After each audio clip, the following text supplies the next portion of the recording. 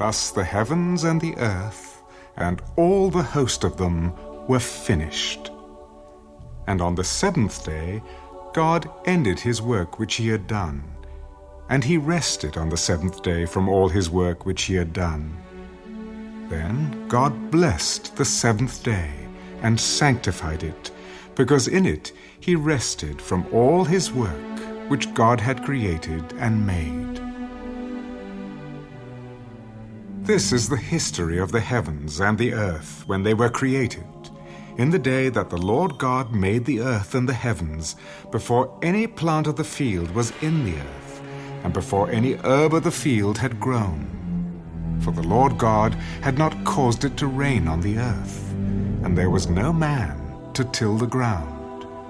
But a mist went up from the earth and watered the whole face of the ground.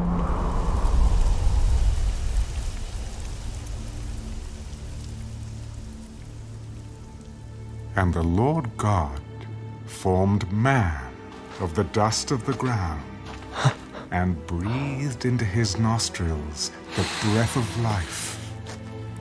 And man became a living being. The Lord God planted a garden eastward in Eden, and there he put the man whom he had formed. And out of the ground the Lord God made every tree grow that is pleasant to the sight and good for food. The tree of life was also in the midst of the garden, and the tree of knowledge of good and evil. Now a river went out of Eden to water the garden, and from there it parted and became 4 riverheads. The name of the first is Pishon. It is the one which skirts the whole land of Havilah, where there is gold. And the gold of that land is good. Bdellium and the onyx stone are there. The name of the second river is Gihon. It is the one which goes around the whole land of Cush. The name of the third river is Hiddekel. It is the one which goes toward the east of Assyria. The fourth river is the Euphrates. Then the Lord God took the man and put him in the Garden of Eden to tend and keep it.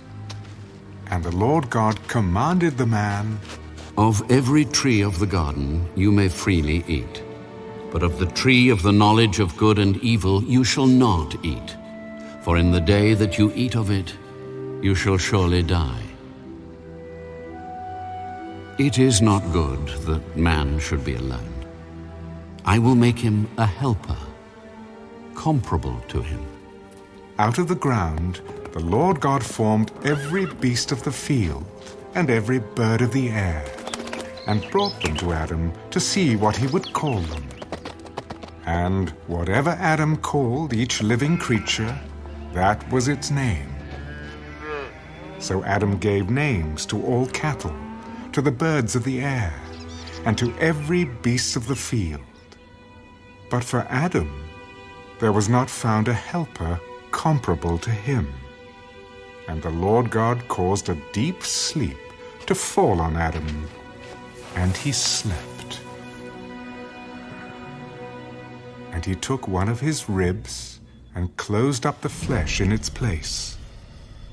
Then the rib which the Lord God had taken from the man he made into a woman, and he brought her to the man. "This is now bone of my bones, and flesh of my flesh. She shall be called woman, because she was taken out of man. Therefore a man shall leave his father and mother, and be joined to his wife, and they shall become one flesh. And they were both naked, the man and his wife, and were not ashamed.